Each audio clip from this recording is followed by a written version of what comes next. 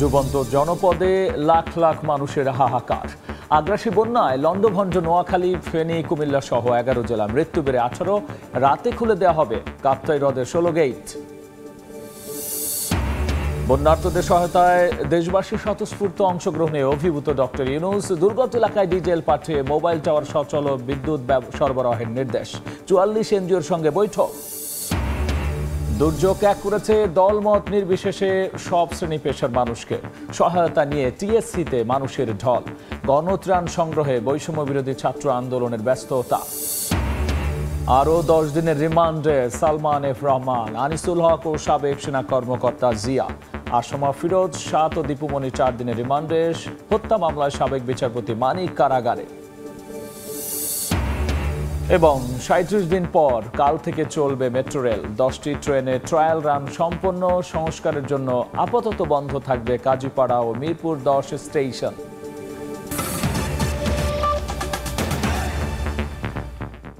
সময় সংবাদের সঙ্গে আছি আমি গোলাম রাব্বি। ডুবন্ত জনপদে লাখ লাখ মানুষের হাহাকার। আগ্রাসী বন্যায় লন্ডভন্ড নোয়াখালী, ফেনী, কুমিল্লা, চট্টগ্রাম সহ দক্ষিণ পূর্বাঞ্চলের 11 জেলা। কিছু জায়গায় পানি কমলেও দুর্বিষহ জীবনযাপন করছেন অগণিত মানুষ। চলছে বেঁচে থাকার লড়াই। এখনো পর্যন্ত মারা গেছেন 18 জন। এদিকে স্মরণকালের ভয়াবহ বন্যায় কৃষি, মৎস্য ও প্রাণী সম্পদেরও ব্যাপক ক্ষয়ক্ষতি হয়েছে। ফেনী ও নোয়াখালীর বন্যা কবলিত এলাকা ঘুরে এ বিষয়ে বিস্তারিত জানিয়েছেন আতাউর কাউসার।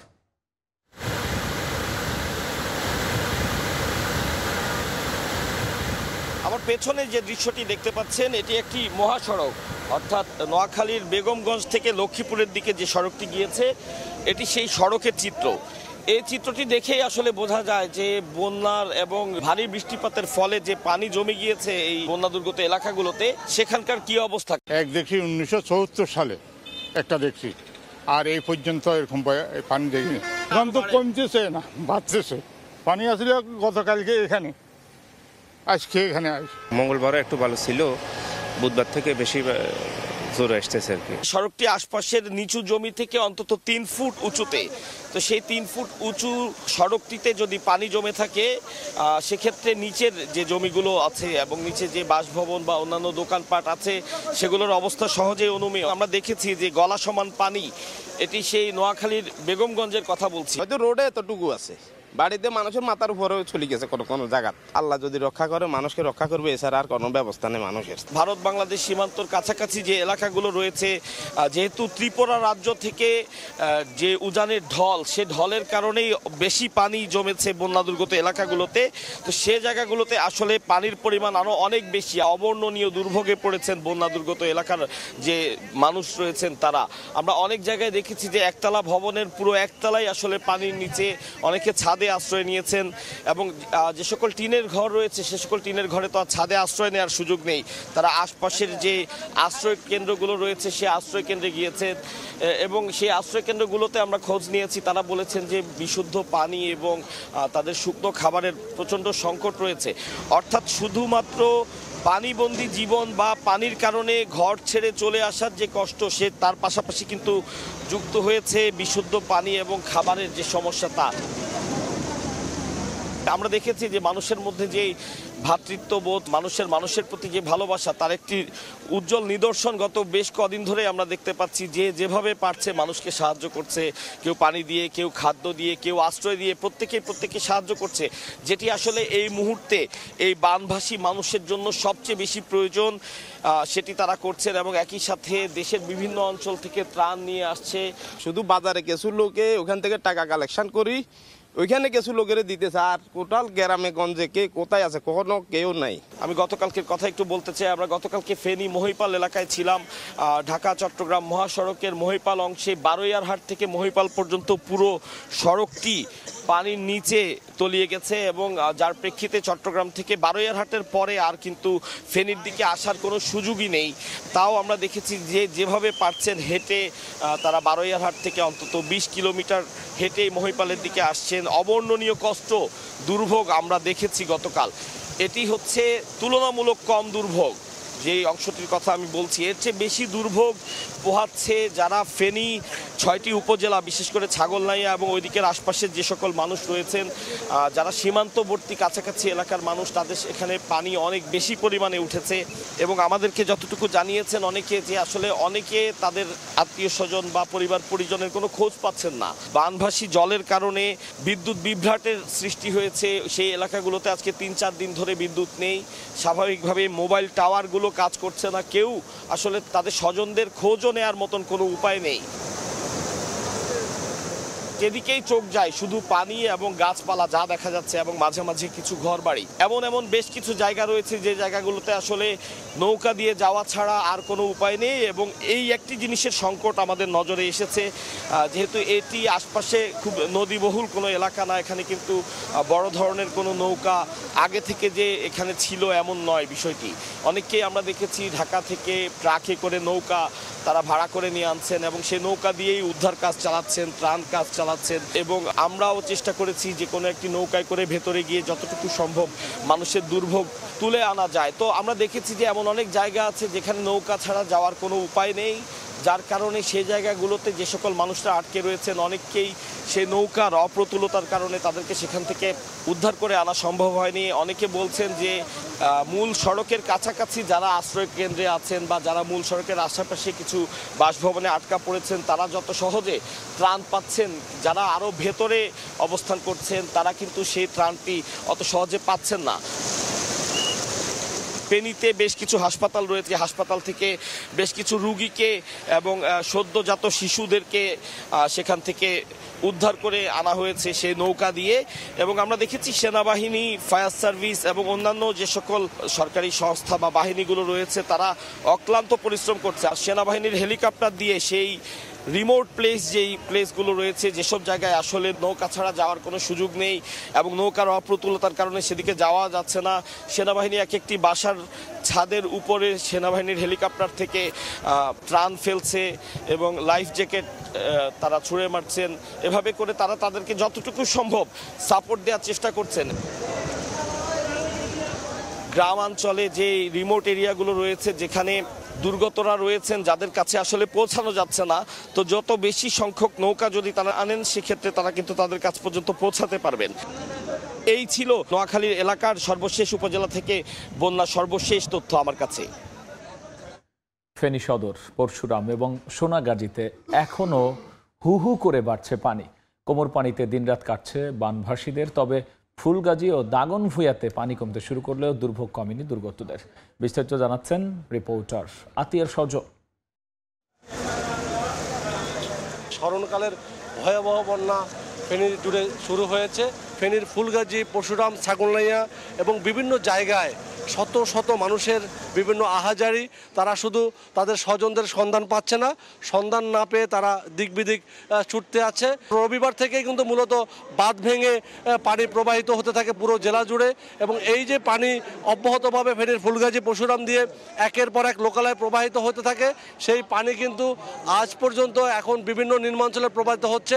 আপনাকে যদি বলি পুরো ফেনী জেলার চিত্র, সেক্ষেত্রে আমরা ফেনী শহরের শুধুমাত্র মহিফালের কিছু অংশ এবং টাং রোডের একটি অংশ থেকে ডিসি অফিস পর্যন্ত, জেলা প্রশাসন কার্যালয় পর্যন্ত সড়কটি রয়েছে, এটি ছাড়া পুরো ফেনী পানিতে তলিয়ে রয়েছে। ফেনীর যে ব্যবসায়িক কেন্দ্রগুলো রয়েছে, তাকিয়া রোড, ইসলামপুর রোড, সেখানে কিন্তু শত শত যে ব্যবসায়ীদের, বড় বড় ব্যবসায়ীরা, পাইকারি যারা আড়তদার এবং মহিফালের বিভিন্ন আড়তদার, তারা যেটা বলছেন যে তাদের মালামাল ভিজে কোটি কোটি টাকার মালামাল নষ্ট হয়ে গিয়েছে। অন্যান্য বছর যে একাধিকবার বন্যার কবলে পড়ে, সেক্ষেত্রে কিন্তু আমরা দেখেছি যে অল্প শুধুমাত্র ফুলগাজী, পরশুরামের মধ্যেই সীমাবদ্ধ থাকে, সেটি 2 দিন 3 দিন পরেই হয়তো কিছুটা কন্ট্রোলে চলে আসে।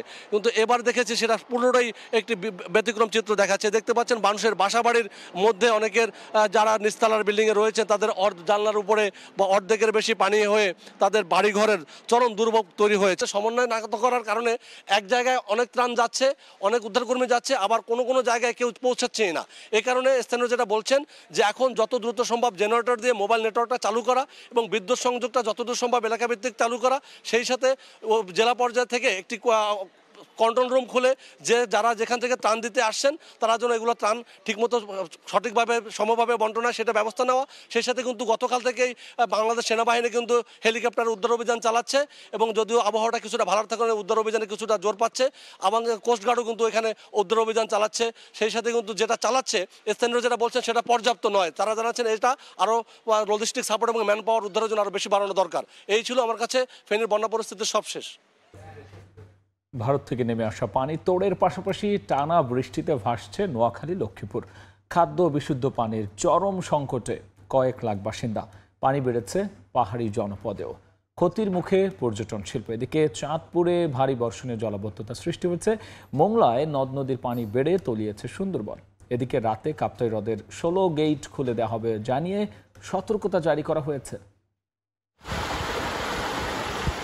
রাস্তাঘাট, বাড়িঘর, অফিস, আদালত সবকিছু পানির দখলে। সাজানো গোছানো জনপদের কোনো অস্তিত্বই নেই। চারদিকে থই থই করছে বানের জল। জীবন বাঁচাতে মরিয়া বাসিন্দারা।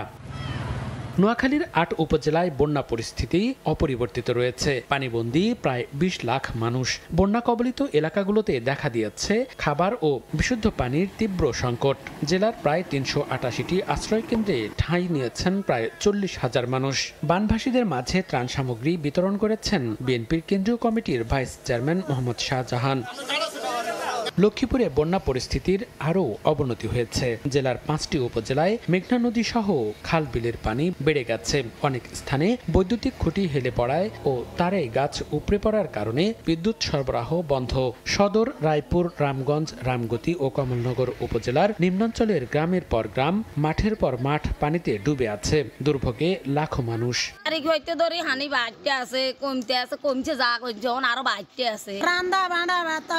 একদিন পরে যদি একদিন কোন রকম রান্তা মারি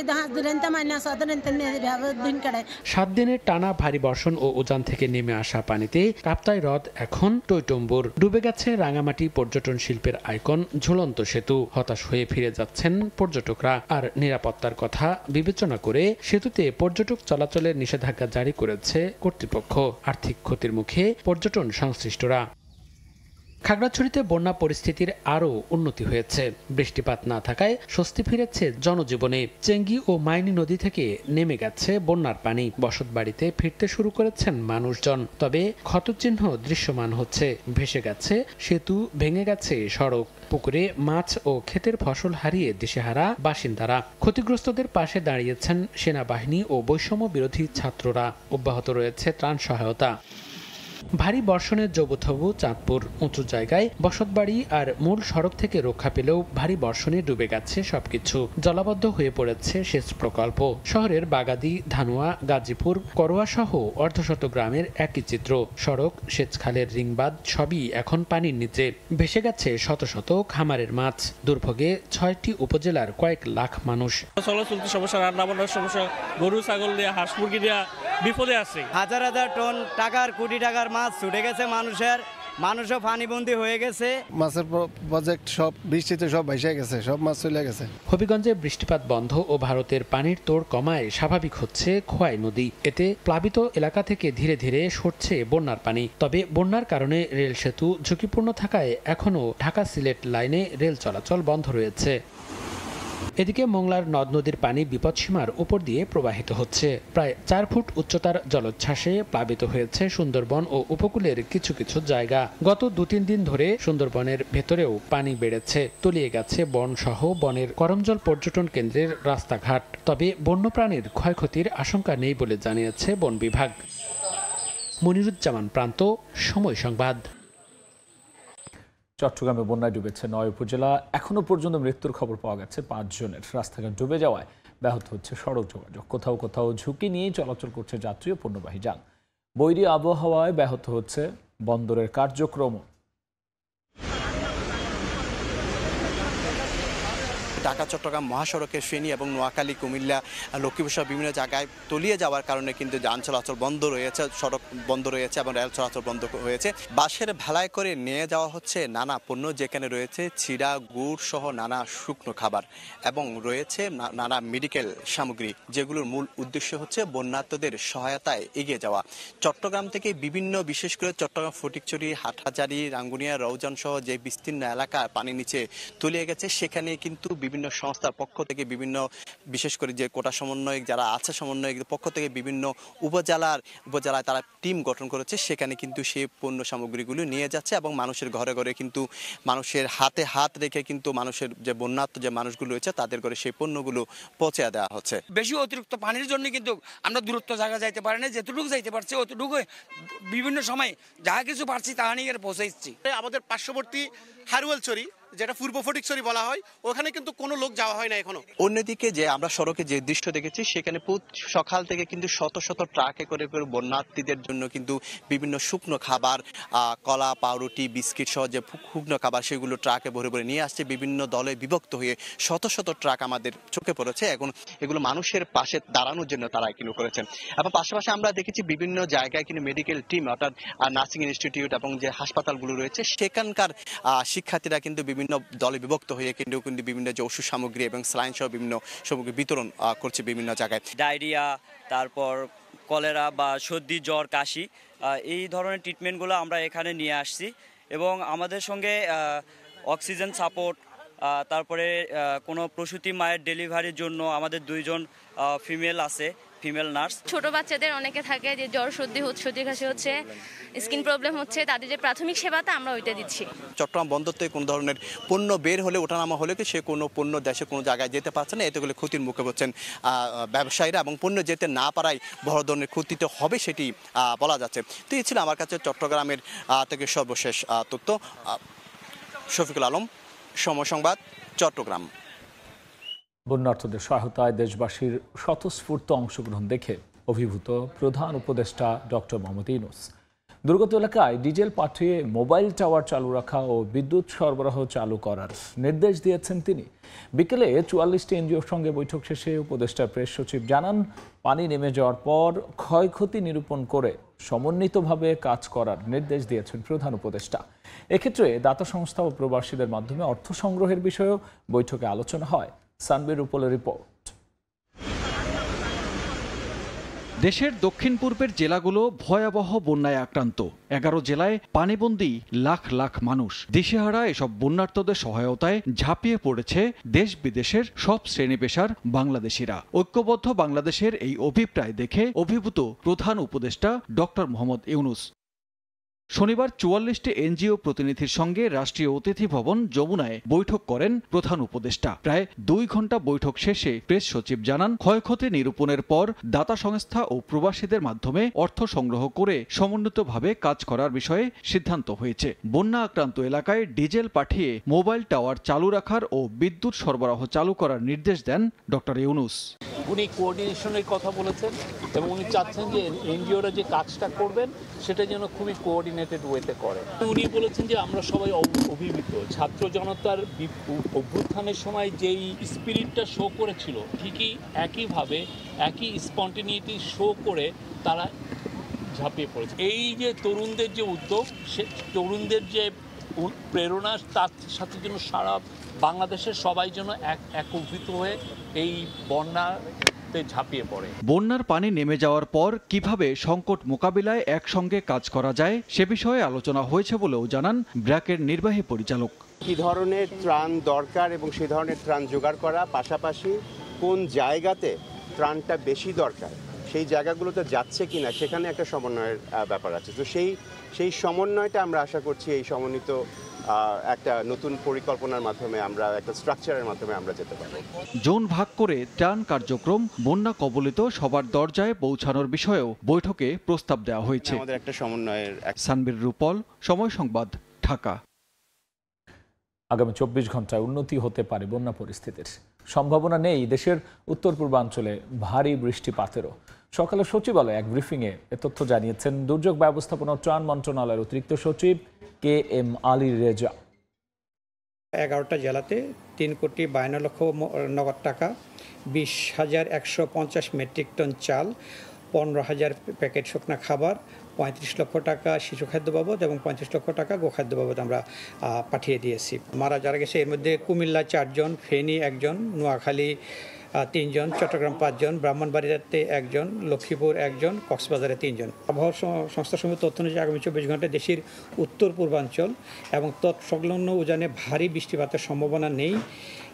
এই সময়ে মৌলভীবাজার, হবিগঞ্জ জেলার মনু, খোয়াই, ধলাই নদী এবং সংলগ্ন এলাকা বন্যা পরিস্থিতির উন্নতি হবার সম্ভাবনা রয়েছে। ফেনী, কুমিল্লা, চট্টগ্রাম জেলাসমূহের মহুরী, ফেনী, গোমতী, হালদা এই নদীগুলোর বন্যা পরিস্থিতির উন্নতি হবে আশা করা যাচ্ছে। দুর্যোগ এক করেছে দলমত নির্বিশেষে সব শ্রেণী পেশার মানুষকে। বন্যার্ত মানুষকে সহায়তা করার জন্য ঢাকা বিশ্ববিদ্যালয়ের টিএসসিতে বৈষম্য বিরোধী ছাত্র আন্দোলনের গণত্রাণ সংগ্রহ কার্যক্রমে বিভিন্ন শ্রেণী পেশার মানুষের ঢল নেমেছে। শিক্ষার্থীদের এই উদ্যোগে অংশীদার হতে নগদ অর্থ, ত্রাণ সামগ্রী পৌঁছে দিতে আসেন অনেকেই। এখনো পর্যন্ত 2 দিনে 3.5 কোটি টাকা সহায়তা দিয়েছেন সর্বস্তরের মানুষ। এ বিষয়ে বিস্তারিত জানবো রাইদুল ইসলাম শুভর কাছে। যতদূর চোখ যায় চারিদিকে লোকে লোকারণ্য। কোনো জনসভা, প্রতিবাদ সমাবেশ কিংবা সাংস্কৃতিক অনুষ্ঠানে যোগ দিতে নয়, তারা এসেছেন বন্যা দুর্গতদের সাহায্যের জন্য। কিছুক্ষণ পরপরই ব্যক্তিগত গাড়ি আর ট্রাক এসে দাঁড়ালেই সঙ্গে সঙ্গে ত্রাণ সামগ্রী নামানোর কাজে লেগে পড়ছেন শিক্ষার্থীরা। শুধু গাড়ি নয়, কেউ পায়ে হেঁটে, কেউ রিক্সা করে যে যার সামর্থ্য অনুযায়ী সহায়তা দিতে ছুটে এসেছেন ঢাকা বিশ্ববিদ্যালয়ের টিএসসিতে। কাপড়, শুকনো খাবার, ওষুধ, কেউ বা এনেছেন নগদ অর্থ নিয়ে। ভয়াবহ বন্যায় ক্ষতিগ্রস্তদের পাশে দাঁড়ানোর আহ্বান সর্বসাধারণের। শিশুদের জন্য অনেক শুকনো খাবার এবং আরো শুকনো খাবার এবং বস্ত্র এনেছি। যখন শুনলাম যে এখানেই ত্রাণটা দিচ্ছে, আমার যদি সুযোগ থাকে এখানে দেওয়ার, আমি সেজন্য এখানে নিয়ে আসছি। একটা মানুষ কাঁদতেছে, একটা বাচ্চা কাঁদতেছে, আমি যে ওর জন্য 2%ও না 0.5%ও করতে পারতেছি। এই জিনিসটা আমার লাইফটাকে আরো সেন্স মেক করতে সাহায্য করতেছে। বাংলাদেশের যত হেলিকপ্টার মালিক আছেন, আপনারা দয়া করে হেলিকপ্টারগুলো ফ্রি করে দেন। সারা বছর ব্যবসা করেন, মানুষের পাশে এবার দাঁড়া। এদিকে বৈষম্য বিরোধী ছাত্র আন্দোলনের শিক্ষার্থীরা শুক্রবার রাত পর্যন্ত প্রায় 1,42,00,000 টাকা অনুদান সংগ্রহ করেছেন। শিক্ষার্থীরা বলছেন পর্যাপ্ত পোশাক আছে, এখন প্রয়োজন ওষুধ, রিচার্জেবল লাইট, পাওয়ার ব্যাংক, মোমবাতি। আমাদের মূলত এখন 4টা জিনিসের সব থেকে বেশি প্রয়োজন। একটা হচ্ছে স্যালাইন, দ্বিতীয় হচ্ছে স্যানিটারি প্যাড, তৃতীয় হচ্ছে ফিটকেরি, পানি বিশুদ্ধকরণের ট্যাবলেট। সেই সব জায়গায় ইলেকট্রিসিটি সহ বিভিন্ন ধরনের নেটওয়ার্কও পাওয়া যাচ্ছে না। এই কারণে আমাদের পর্যাপ্ত পরিমাণ লাইফ জ্যাকেট প্রয়োজন এবং পর্যাপ্ত পরিমাণ রিচার্জেবল টর্চ প্রয়োজন। সহায়তা পৌঁছে দিতে বন্যা কবলিত এলাকায় যাচ্ছে ত্রাণবাহী ট্রাক। বন্যায় বানভাসী মানুষের আর্তনাদ যেন মানুষকে ঘরে থাকতে দেয়নি। ছুটে এসেছেন এই টিএসসি প্রাঙ্গণে। এই সাধারণ শিক্ষার্থীরা তাদের নিজ নিজ সামর্থ্য অনুযায়ী যেমন অনুদান দিচ্ছেন, ঠিক সংগ্রহ করছেন সারা রাত থেকে এখন অবধি। চলছে তাদের কর্মযজ্ঞ এই বানভাসী মানুষের কাছে ত্রাণ সামগ্রী পৌঁছে দেওয়ার কার্যক্রম। রাইদুল ইসলাম শুভ, সময় সংবাদ, ঢাকা। সময় সংবাদে আরও থাকছে। অর্থনীতি অস্থিতিশীল করতেই ব্যাংক একীভূতের চেষ্টা হয়। আর্থিক খাত ধ্বংসের মূল হোতাদের ধরলে কোনো ক্ষতি হবে না, দাবি সিপিডির। ইসলামী ব্যাংক সংস্কারে নানা সুপারিশ।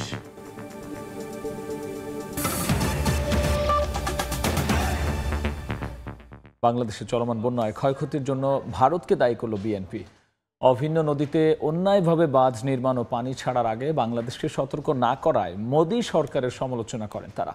দেশের বিভিন্ন জেলায় বন্যার্তদের পাশে দাঁড়াতে নেতাকর্মীদের আহ্বান জানিয়েছেন বিএনপির মহাসচিব মির্জা ফখরুল ইসলাম আলমগীর।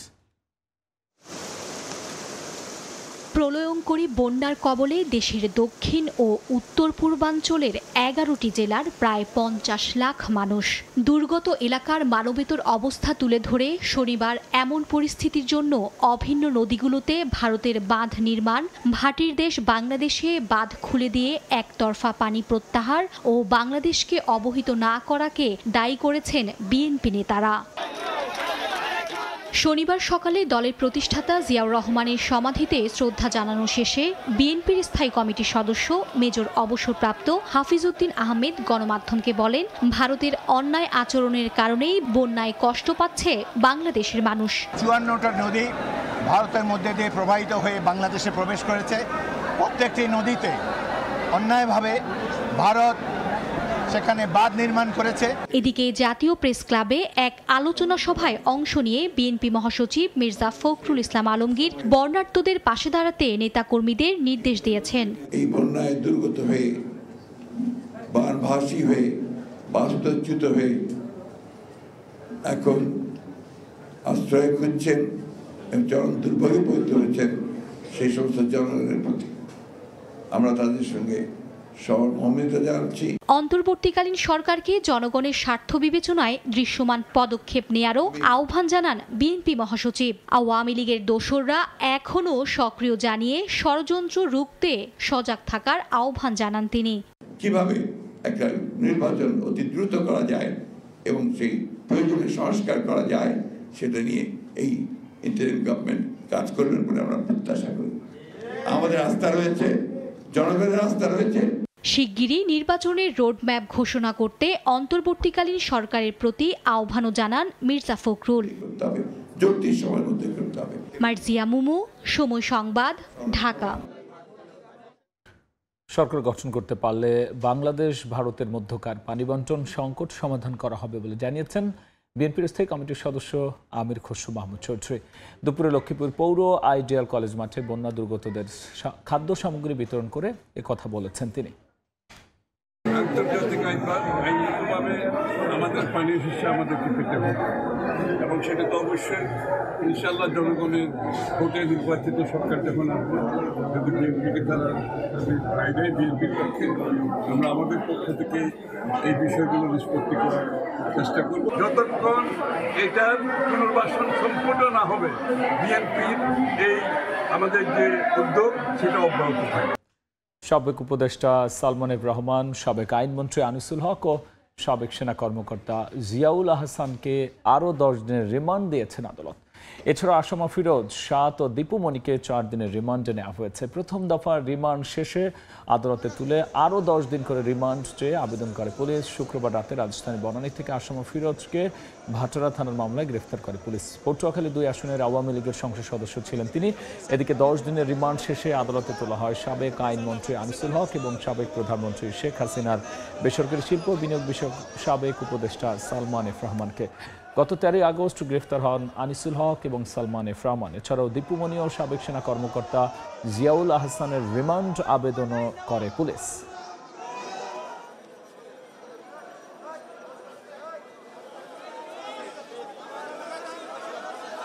সালমান এফ রহমান এবং আনিসুল হক এবং আয়নাগরের কারিগর জিয়াউল হাসান, এদের বিরুদ্ধে এই 2 মামলায় 5 দিন 10 দিনের রিমান্ড মঞ্জুর করেন।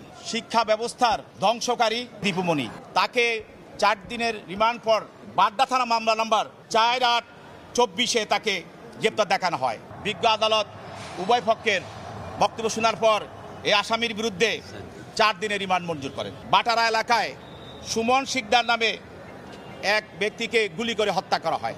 এই হত্যা মামলায় সাবেক আওয়ামী সরকারের অবৈধ সরকারের আসম চিফ হুইপ আসম ফিরোজ এই আসামির বিরুদ্ধে 7 দিনের রিমান্ড মঞ্জুর করেন। আসামা ফিরোজ সাহেব গত 6 বছরে সরকারের গুরুত্বপূর্ণ কোনো দায়িত্বে ছিলেন না। সে শুধু সংসদ সদস্য ছিলেন এবং এই মামলার ঘটনার সময় সে এবার কেয়ার হাসপাতালে অসুস্থ ছিল। সাবেক মার্কিন রাষ্ট্রদূত মার্শা বানিকাটের উপর হামলা মামলার অন্যতম আসামি ঢাকা 13 আসনের সাবেক সংসদ সদস্য সাদেক খানকে গ্রেফতার করা হয়েছে। ডিবি সূত্র থেকে জানা গেছে শনিবার রাজধানীর পশ্চিম নাখালপাড়া থেকে তাকে গ্রেফতার করা হয়। 2018 সালের 4 আগস্ট রাতে সুজনের সম্পাদক বদিউল আলম মজুমদারের মোহাম্মদপুরের বাসায় নৈশভোজে অংশ নিয়েছিলেন যুক্তরাষ্ট্রের তৎকালীন রাষ্ট্রদূত মার্শা বার্নিকাট। নৈশভোজ শেষে গাড়িতে ওঠার সময় হামলাটি হয়। এই ঘটনায় মোহাম্মদপুর থানার মামলায় সাদেক খান গ্রেফতার করা হয়। সময় সংবাদে আরও থাকছে।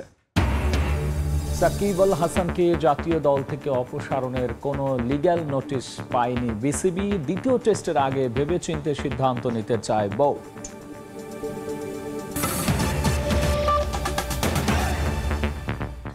37 দিন বন্ধ থাকার পর কাল থেকে চলবে মেট্রো রেল। এরই মধ্যে বৃহস্পতি, শুক্র ও শনিবার মেট্রো রেল পরীক্ষামূলকভাবে চালানো হয়েছে।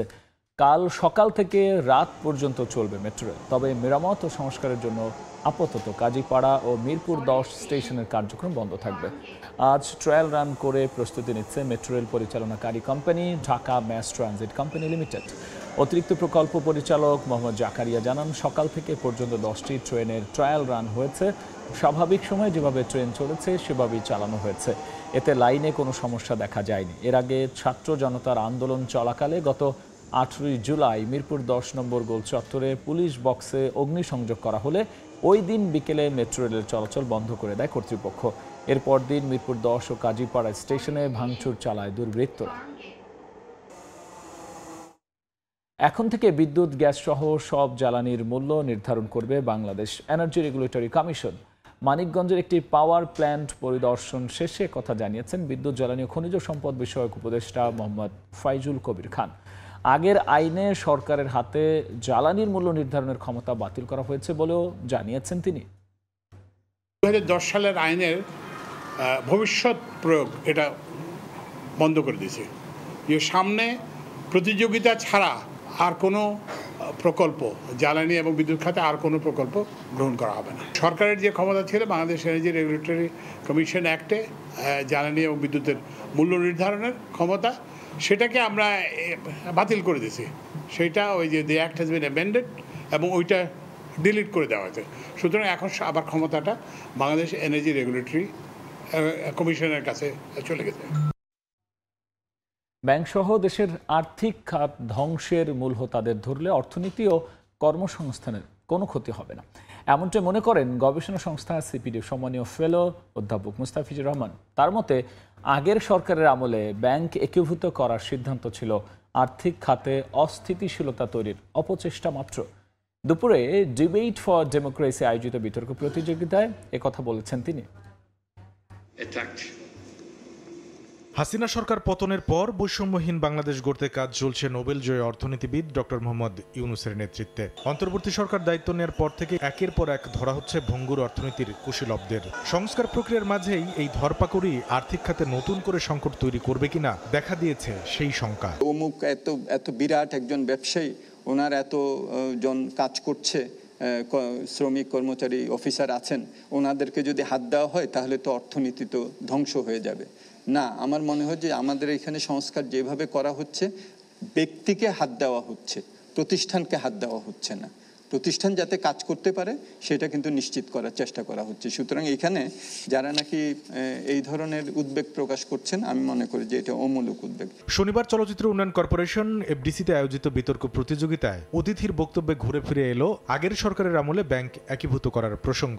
অর্থনীতিবিদদের যুক্তি, এমন পদক্ষেপ ছিল অর্থনৈতিক ভারসাম্যহীনতা তৈরির অপচেষ্টা মাত্র। রুগ্ন ব্যাংকগুলির ক্ষেত্রে আমরা দেখেছিলাম কিছুদিন আগে যে এদেরকে মার্জ করা, আরোপিত মার্জ করা ইত্যাদি বিভিন্ন ধরনের পদক্ষেপ নেয়ার একটা চেষ্টা, বলবো না আমি, অপচেষ্টা নেওয়া হয়েছিল। মার্জার একুইজিশনে যদি কোনো ধরনের আমাদের আইনি পরিবর্তন দরকার হয় সেগুলোও আমাদের করতে হবে। এটা নিশ্চিত করার চেষ্টা করা হচ্ছে যে আমানতকারীদের যাতে কোনো ধরনের সমস্যা না হয়। ডিবেট ফর ডেমোক্রেসি আয়োজিত এই বিতর্ক অনুষ্ঠানে উঠে আসে মেগা প্রকল্প বাস্তবায়ন আর জ্বালানি খাতের উন্নয়নের নামে যেন বন্ধ হয় অর্থলোপাটের মহোৎসব। রাজনীতি হলো অর্থনীতির ঘনীভূত প্রকাশ। কামরুল হাসান সবুজ, সময় সংবাদ, ঢাকা। আন্তর্জাতিক ষড়যন্ত্রের মাধ্যমে রাষ্ট্রীয় পৃষ্ঠপোষকতায় পরিকল্পিতভাবে ইসলামী ব্যাংক ব্যবস্থাকে ধ্বংস করা হয়েছে। পুরানো পরিচালনা পর্ষদ ফিরিয়ে এনে ব্যাংকটির শৃঙ্খলা ফিরিয়ে আনার দাবি জানিয়েছেন ইসলামী ব্যাংক গ্রাহক ফোরাম। দখল, অনিয়মের নানা তথ্য বেরিয়ে আসার পর ইসলামী ব্যাংক নিয়ে এবার আলোচনা সমাধানের পথ নিয়ে আসে। শনিবার রাজধানীর মতিঝিলের একটি হোটেলে মতবিনিময় সভায় বসেন ইসলামী ব্যাংকিং ব্যবস্থার গ্রাহক ফোরামের সদস্যরা। খাতটি নানা অনিয়ম দুর্নীতির তথ্য তুলে ধরে দেন সমাধানের দিক নির্দেশনা। আমাদের লোন স্যাংশন করতে পারি না এবং লোন স্যাংশন করলে আবার টাকা পাই না, কিন্তু এসআলম গ্রুপ তার সব টাকা পায়, তার ডলার পেমেন্ট ঠিক মতো হয়। ইসলামী ব্যাংকের এলসি আগে আমরা যে কোনো জায়গায় দিতাম তার সানন্দ গ্রহণ করতো, এখন ইসলামী ব্যাংকের এলসি কোনো ব্যাংক, পৃথিবী কোনো ব্যাংক নিচ্ছে না। রাতের অন্ধকারে অস্ত্রের মাধ্যমে ব্যাংকটি দখল করে নিয়ে গেল। একটা গোষ্ঠী ইসলামী ব্যাংকে ধ্বংস করে দিয়েছে। বিশেষ করে বিগত সরকার।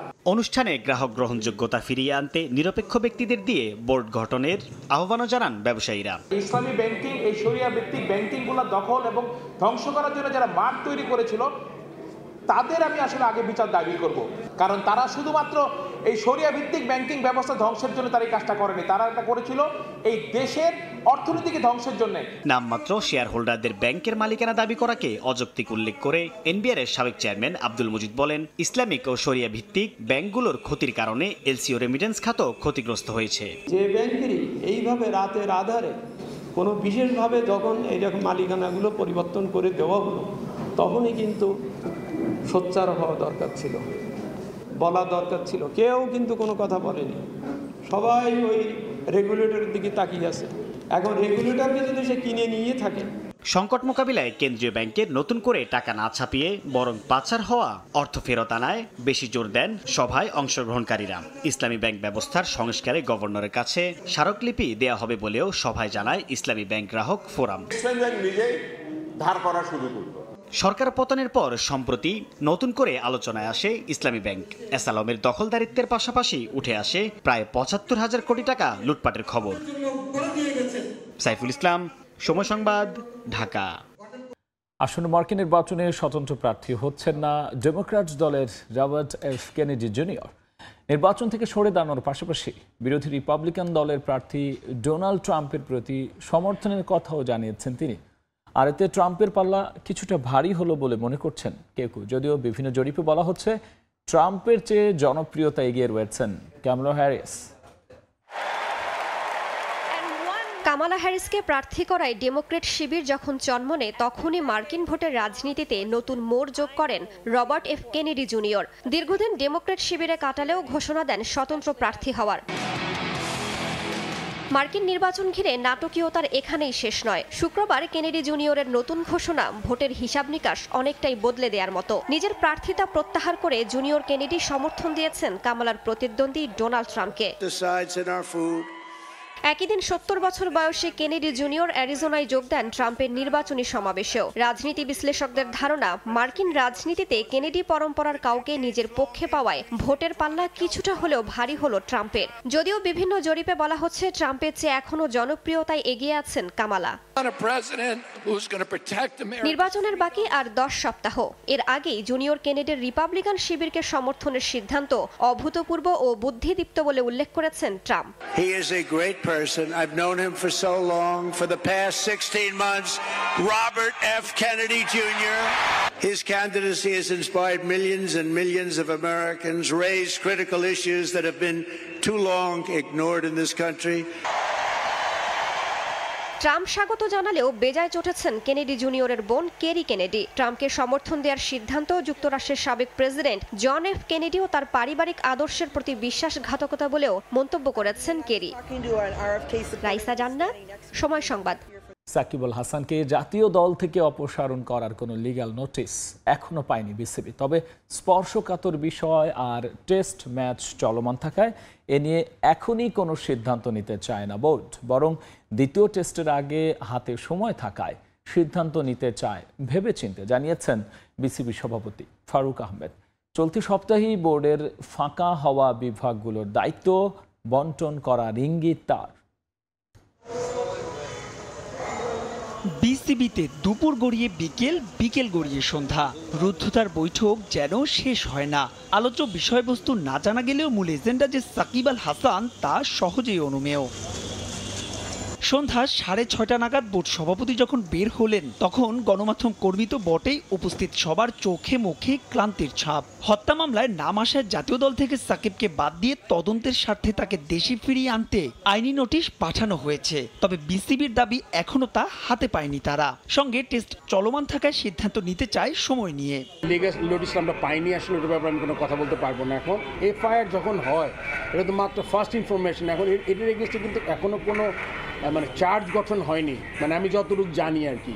সো ওর আগে একটা ডিসিশন নেওয়া কিন্তু খুব ডিফিকাল্ট। যেহেতু আপনারা জানেন টেস্ট ম্যাচ চলছে, প্রথম টেস্টটা, আমার মনে হয় যে এই মুহূর্তে আমরা এই ব্যাপারে আসলে কোনো স্ট্যান্স নেওয়ার মতো চিন্তা করিনি। মনে করেছি আমরা ম্যাচটা শেষ হলে তখন আমরা একটা বসে ডিসিশন নিব। বাই দিস টাইম হয়তো আমরা লিগ্যাল নোটিশের ব্যাপারে আপনাদের কথা বলতে পারবো, বিকজ ওই সময় হয়তো পেয়ে যাবো আমরা লিগ্যাল নোটিশটা। প্রথম টেস্ট স্কোয়াডে থাকা সাকিবের আন্তর্জাতিক ক্রিকেটের ভবিষ্যৎ কিংবা সুযোগ মিলবে তো দ্বিতীয় টেস্টে? জবাবে কিছুটা কৌশলী বিসিবি বস। এফআইআর এর পর একটা প্রসিজিয়ার আছে, এই প্রসিজিয়ারটা শুরু হবে আপনি জানেন সেকেন্ড টেস্ট ম্যাচ 30 তারিখে। তার আগে আমাদের আছে এর মধ্যে কথা বলবো, আমরা স্পেস আছে মাঝখানে, এই ব্যাপারে আমরা চিন্তা করবো, আমাদের বোর্ড ডিরেক্টরের সাথে আলাপ করবো তা কী করা যায় এই ব্যাপারে। ক্রিকেট অপারেশনস টুর্নামেন্ট কমিটির প্রধানের পদগুলো এখন ফাঁকা। জানা গেছে রদবদল আসছে অন্য অনেক বিভাগেই, কিন্তু সেটা কবে? আমরা কাজ করছি। আপনি জানেন যে আজকে আমাদের প্রায় 8-9 জন ডিরেক্টর এসেছিলেন। আমরা চাচ্ছি শুধু বোর্ড মিটিং না, বোর্ড মিটিং ছাড়াও সবাইকে নিয়ে যাতে যে জিনিসগুলো আছে আমাদের বার্নিং ইস্যুসগুলো আছে ওগুলো নিয়ে আমরা আলোচনা করছি। এই আলোচনাটা করে আমরা খুব শীঘ্রই একটা চেষ্টা করব যে মানে অনেকগুলো তো ডিপার্টমেন্ট আছে আপনারা জানেন, তার মধ্যে থেকে ইম্পর্টেন্ট ডিপার্টমেন্টগুলো যত তাড়াতাড়ি সম্ভব ফর্ম করে দিব আমরা, তার সাথে ওয়ার্কিং কমিটি করার চিন্তা আমরা করছি। দেশের চলমান পরিস্থিতিতে মানবতার হাত বাড়িয়ে দিয়েছে বিসিবি। বন্যার্তদের সাহায্যার্থে প্রধান উপদেষ্টার ত্রাণ তহবিলে 1 কোটি টাকা দেওয়ার সিদ্ধান্তের পাশাপাশি সেনাবাহিনীর মাধ্যমে খাদ্য সহায়তাও পাঠাচ্ছেন তারা। মাহবুব রিমন, সময় সংবাদ, ঢাকা। সময় সংবাদের শীর্ষ সংবাদ জানিয়ে দিচ্ছে আরও একবার।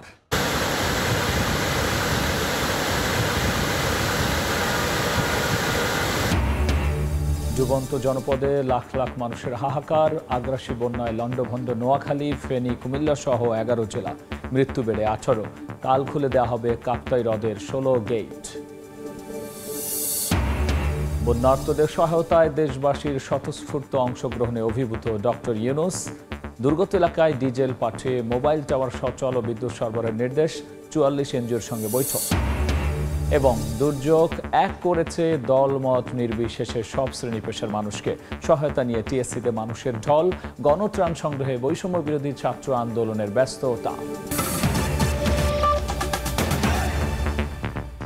এই ছিল সময় সংবাদে, সঙ্গেই থাকুন সময়।